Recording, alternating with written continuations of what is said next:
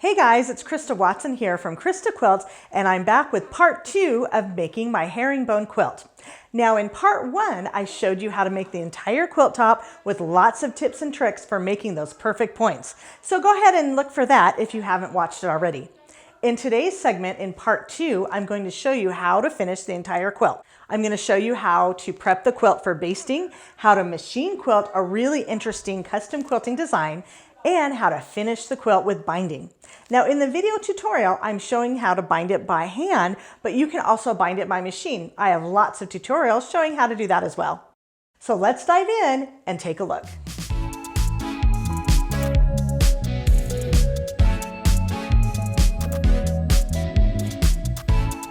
Start with the freshly pieced quilt top. I like to take a picture of the batting I'm using so that I can keep track for each quilt.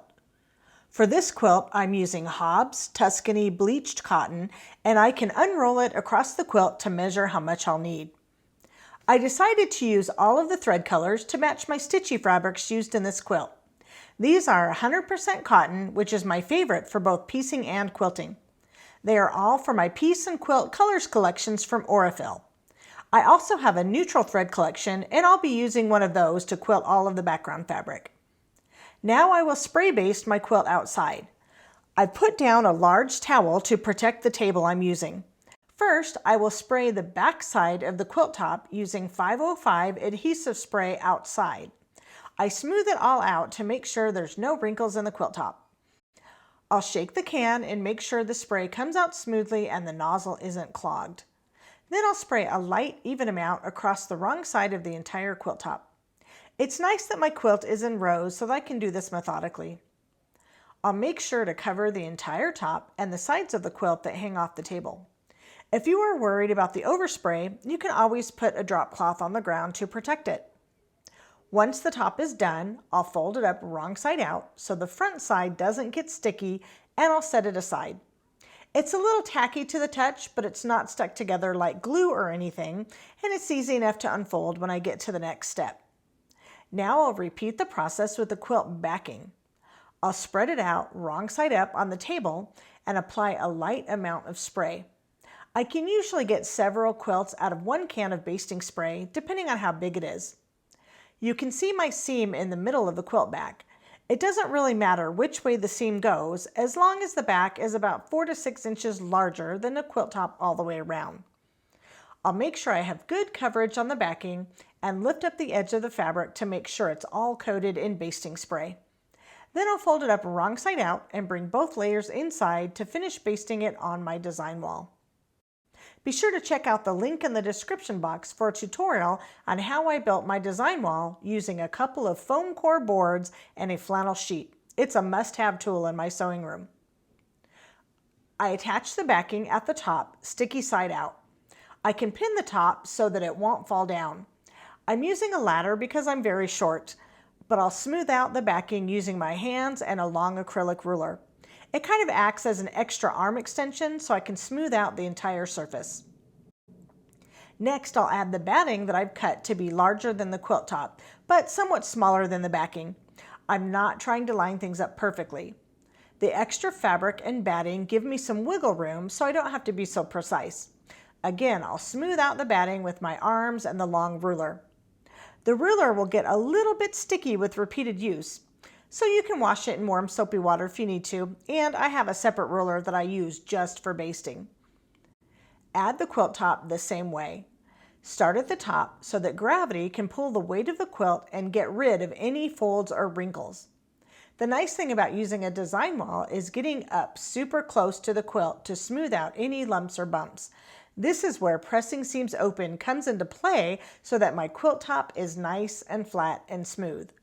The extra batting and backing will get trimmed away, and I can cut those up into smaller chunks to use as practice scraps for machine quilting later on. I'll keep using the ruler to smooth everything into place. Once the quilt top is all smoothed out, I'll use my batting shears to trim up the sides of the quilt. These specialty scissors cut through the thick layers like butter. They even have my Christa Quilts logo etched into them. So if you use them on your quilts, it's kind of like me spreading a little magic pixie dust all around. I'll trim the edges so that there's only about 1 to 2 inches sticking out beyond the quilt top. This is so that the quilt edges don't flip underneath while you're quilting and making you accidentally quilt through multiple layers. I'm sure I'm not the only one who's done that. Now here's the last magical step of my basting process. I iron both sides of the quilt to set the glue. I'll start on the back side first, and I'm using what's called a big board that sits right on top of my ironing board to give me more work surface. I'm ironing out any wrinkles and sort of meshing all the fibers together. Then I'll flip the quilt over and repeat on the front side. Again, I'm ensuring that my blocks and rows stay straight as I press. The wonderful thing about basting spray and ironing the quilt is that every inch of the quilt is going to be stuck to itself, so there's no shifting while machine quilting. However, you can still peel the layers apart if for some reason you need to reposition it. But by doing this method, you don't have to add any pins to your quilt, and the best part is you don't have to stop and remove any pins while quilting. That saves so much time. Once the basted quilt is smooth and flat, it's ready to machine quilt. So the first thing I need to do in quilting is to make a quilting plan. Here's my rough sketch. I'll stitch in the ditch first to anchor or secure the quilt for additional quilting later. I'll start on the right-hand side of my quilt because it's easier to control the bulk that way. I'm going to stitch in the ditch between each of the rows from the top of the quilt to the bottom, cutting thread after I complete each line of quilting. Once I reach the center of the quilt, I'll rotate it 180 degrees and continue quilting from the center of the quilt back to where I left off on the other side.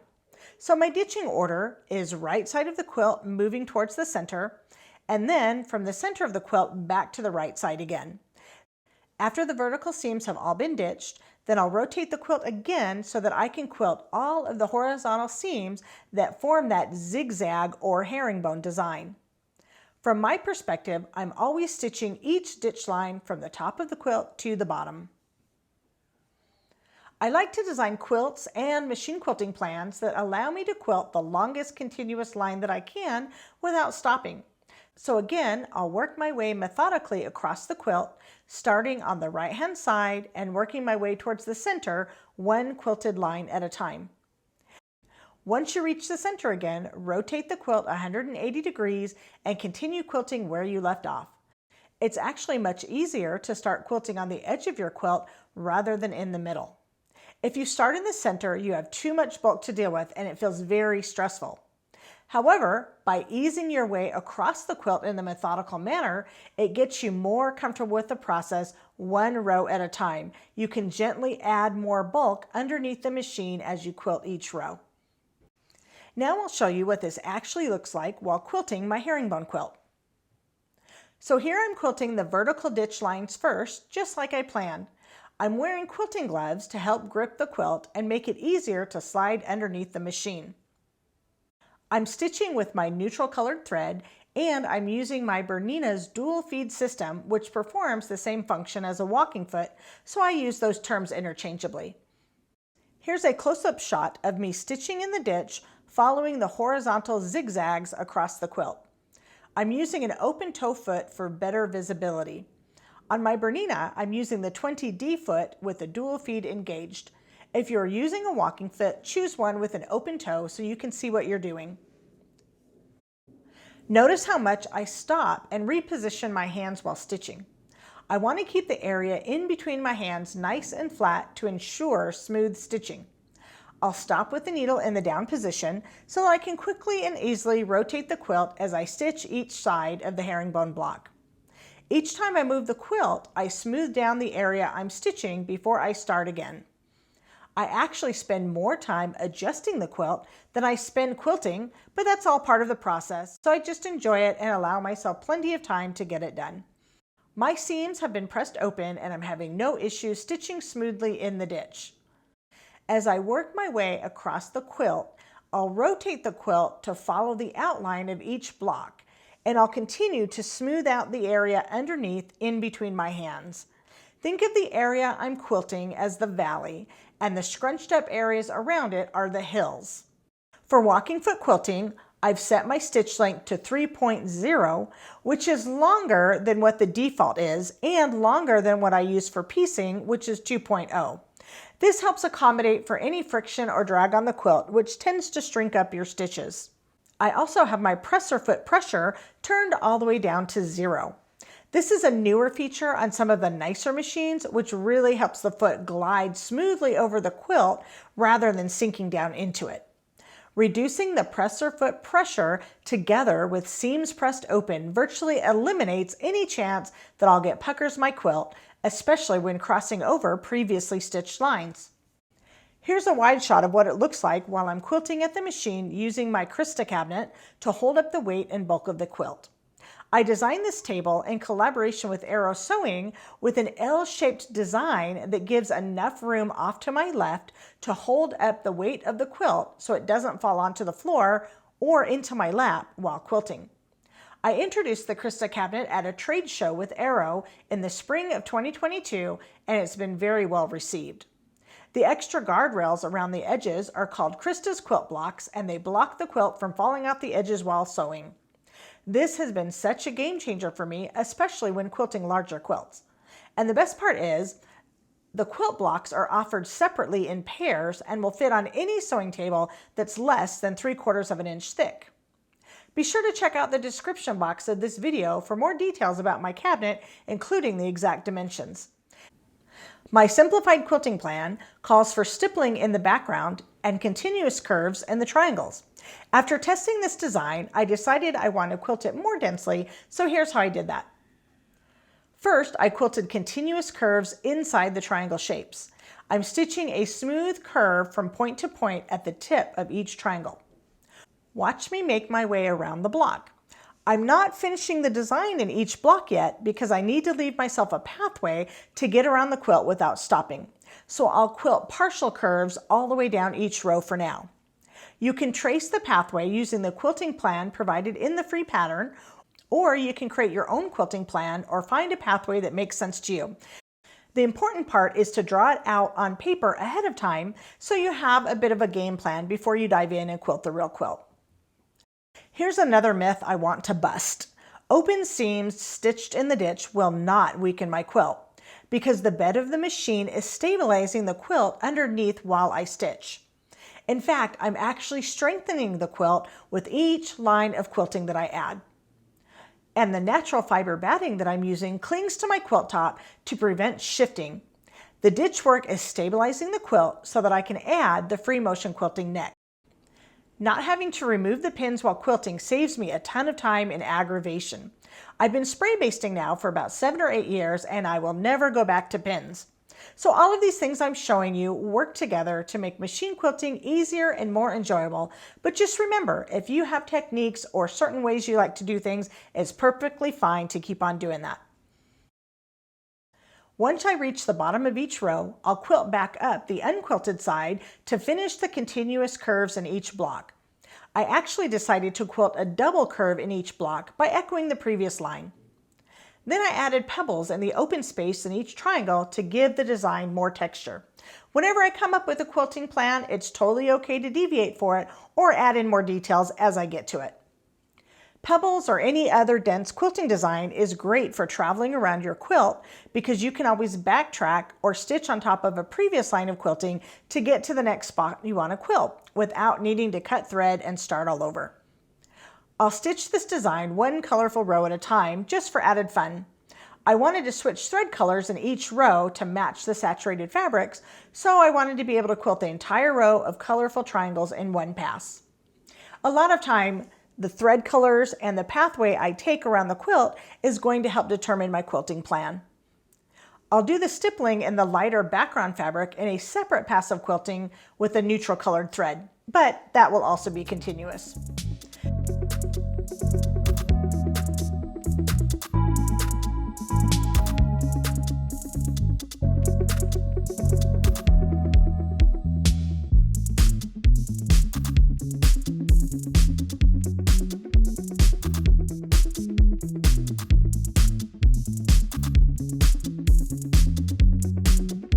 Here's another close-up showing how I began stitching the next row with the continuous curves. I'm free motion quilting, which means my feed dogs are dropped, and I'm using a specialty free motion quilting foot to fit my machine. If you have a stitch regulator, that can help you quilt nice even stitches, but I learned to quilt without one, so it's what I'm used to. I just use the open toe 24 foot on my Bernina.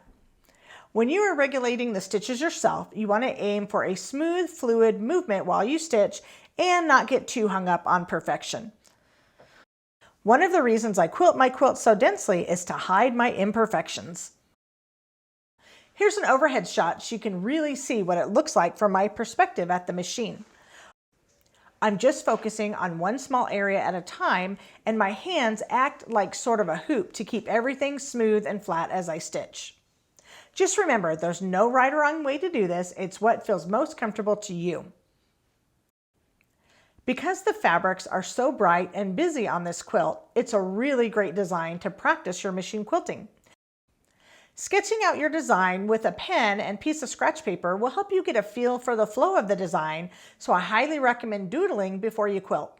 I don't mark any of the design on the actual quilt at all. Instead, I just sketch it out on paper to kind of get an idea, and then when it comes to the quilt, I stitch organically and let the design flow however it wants to end up.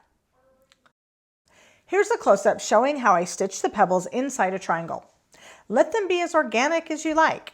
None of them are the same size, and that's perfectly fine. The last part of my quilting plan is stippling in the background with a neutral thread. I'm zooming in so you can better see what I'm doing. I don't like my stitching to stand out, so I like for my thread colors to blend in rather be the star of the show.